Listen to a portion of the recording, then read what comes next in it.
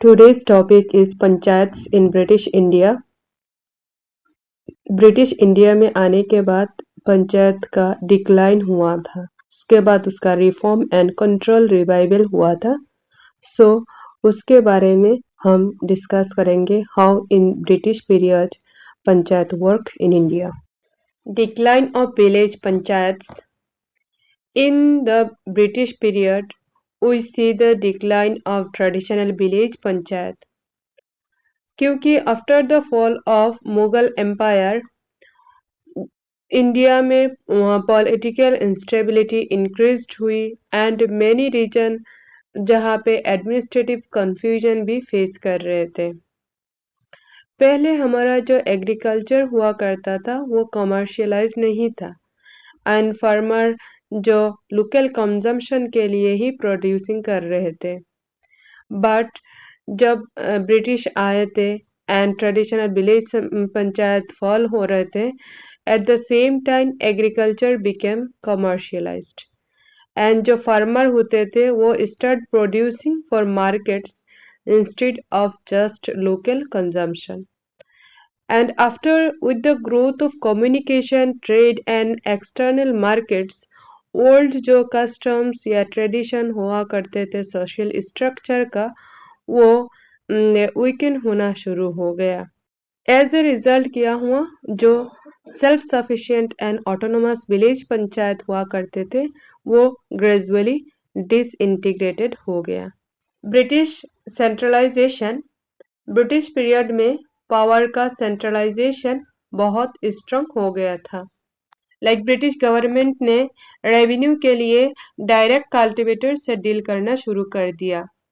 बीच में जो village institution हुआ करते थे उन्हें साइडलाइन कर दिया था। और पहले जो लोकल वर्क्स हुआ करते थे वो विलेज पंचायत के द्वारा ही किया जाता था, लेकिन in the time of British जो लोकल वर्क्स होते थे, रूट्स, इरिगेशन या एजुकेशन या फॉरेस्ट और फेमाइन रिलीफ जैसे काम, वो कॉलोनियल स्टेट ने अपने हाथ में ले लिया। और पहले ट्रेडिशनल पंचायत जस्टिस सिस्टम चलते थे, उन्हें रिप्लेस करके एक न्यू जुडिशियल सिस्टम इंट्रोड्यूस किया गया था in the time of British. और जो विलेज पंचायत हुआ करते थे उन्हें उनमें जो रिप्रेजेंटेटिव होते थे वो पहले कम्युनिटीज का लीडर होते थे, लेकिन in the time of British village representative no longer community leaders because they become a salaried government officials under the government। और इसी वजह से स्ट्रॉन्ग सेंट्रलाइज्ड गवर्नमेंट डेवलप हुई थी in the time of British. But in this process में क्या हुआ था, जो ट्रेडिशनल विलेज ऑटोनॉमी हुआ करते थे उन्हें इग्नोर एंड वीकेंड किया गया था। Financial and administrative motives. पहले ब्रिटिश आने के बाद उन लोगों ने विलेज पंचायत या लोकल गवर्नमेंट को डिक्लाइन करना शुरू कर दिया था, लेकिन आफ्टर सम टाइम उन्होंने इंट्रोड्यूस किया था लोकल गवर्नमेंट को। Now the question arises, why did the British introduce local government in India? सो इसका सिंपल आंसर था फाइनेंशियल कन्वीनियंस। तो after the revolt of 1857 British government face कर रहे थे सेवरल फाइनेंशियल प्रेशर, स्पेशली उनका आर्मी एक्सपेंडिचर इंक्रीज हुआ था and also administration become more expensive and उन्हें एम्पायर को मेंटेन करने के लिए रिक्वायर द ह्यूज फंड्स। सो इसीलिए दे डिसाइडेड जो सेंट्रल एंड प्रोविंशियल गवर्नमेंट का एक्सपेंसेस हुआ करते थे उन्हें रिड्यूस करना। एंड इसका उनका सिंपल सोल्यूशन था लोकल बॉडीज को कुछ सर्टेन रिस्पॉन्सिबिलिटी ट्रांसफर करना, such as sanitation, routes, local public works जो होते हैं या टैक्स कलेक्शन। और एक the Indian taxation inquiry committee of 1924 and 25 उन्हें भी रिकमेंडेशन किया था जो टैक्स कलेक्शन या लोकल एडमिनिस्ट्रेशन होता है उन्हें इंडियंस को भी एसोसिएट करने के लिए। बट उन्होंने जब ट्रांसफ़र किया था certain responsibility to local bodies को, उनका वो step was not taken to promote democracy, या फिर उन्होंने लोकल गवर्नमेंट को इसीलिए इंट्रोड्यूस नहीं किया था कि सेल्फ रूल शुरू हो जाए। उनका primarily served the British imperial interest, especially for financial convenience and administrative efficiency. Early reforms. अब हम बात करते हैं अर्ली रिफॉर्म्स की जो ब्रिटिश गवर्नमेंट ने लोकल गवर्नमेंट में करने के सोच शुरू किया था। Royal army sanitary commission 1863। 1863 में ब्रिटिश ने royal army sanitation commission establish किया था और इसका मेन ऑब्जेक्टिव ये था कि सैनिटेशन इम्प्रूव करना, स्पेशली किसके लिए, जो ब्रिटिश आर्मी होते थे उनका हेल्थ कंडीशन को बेटर बनाने के लिए। लेकिन इसका इनडायरेक्ट इम्पैक्ट विलेज एडमिनिस्ट्रेशन पर भी पड़ा। कैसे? जो कमीशन थे उन्होंने सजेस्ट किया कि जो विलेजेस है उनमें भी प्रॉपर सैनिटेशन सिस्टम हो, जैसे क्लीनिंग या ड्रेनेज सिस्टम अच्छा होना और health related arrangements. For that British government ने लोकल बॉडीज को एनकरेज करना स्टार्ट किया ताकि लोकल लेवल पर भी सैनिटेशन या जो बेसिक एडमिनिस्ट्रेशन की ज़रूरत है उन्हें मैनेज किया जा सके। और ये एक इम्पोर्टेंट स्टेप था क्योंकि यहाँ से विलेज बॉडीज को रिवाइव करने का सोच शुरू हुई। Now discuss about lord mayor's resolution 1870 और इस रेजोल्यूशन को एक इम्पोर्टेंट टर्निंग पॉइंट की तरह माना जाता है। और ये रेजोल्यूशन क्यों सिग्निफिकेंट है? बिकॉज इसने मेन फोकस किया था फाइनेंशियल डिसेंट्रलाइजेशन। और फाइनेंशियल डिसेंट्रलाइजेशन मीन्स कुछ फाइनेंशियल पावर्स को ट्रांसफर करना सेंट्रल गवर्नमेंट से प्रोविंशियल गवर्नमेंट को। And according to this resolution उस टाइम में प्रोविंसेस को कुछ रेस्पॉन्सिबिलिटीज दिया गया था for managing local services such as roads, school, sanitation and public works. And this marked the beginning of administrative decentralization in India. Although it did not establish full local self-government, but it laid the foundation for later.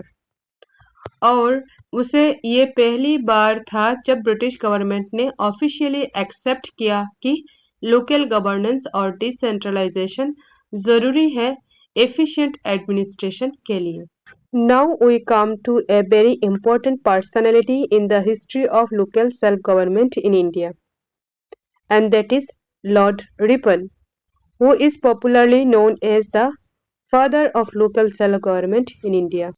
1882 में Lord Ripon ने एक historic resolution pass किया और उस resolution में उनका main M था Indians को सेल्फ गवर्नमेंट के थ्रू एडमिनिस्ट्रेटिव ट्रेनिंग देना। So his main M was that Indians should learn the art of administration through participation. Under his 1882 resolution, local boards establish किया गया था in both cities and rural areas और इन boards को definite duties end funds दिए गए थे ताकि ये प्रॉपरली फंक्शन कर सके। और इस रिजोल्यूशन का अनदर इम्पोर्टेंट फीचर्स था इन बॉडीज में जो भी मेंबर्स होंगे majority of members elected members होंगे और this was a big step towards democratic representation.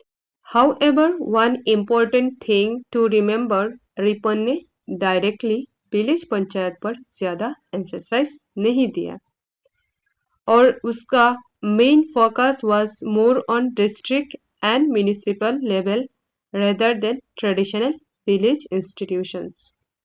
Royal Commission recommendations. Between 1907 and 1909, the Royal Commission on Local Self-Government made some important recommendations.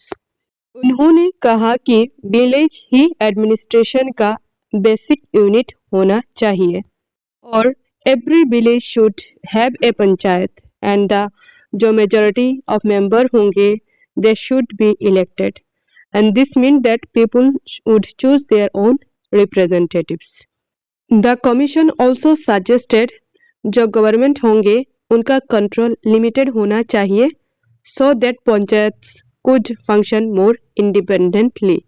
From this point onward, the idea of structural revival of village panchayat began to take shape.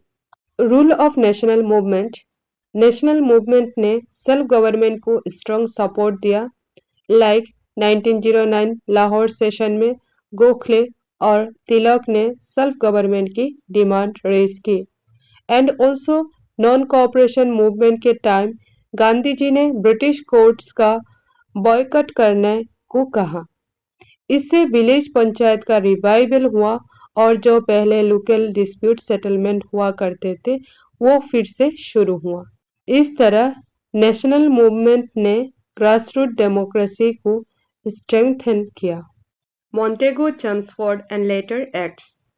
Now we discuss about Montego Chelmsford reforms.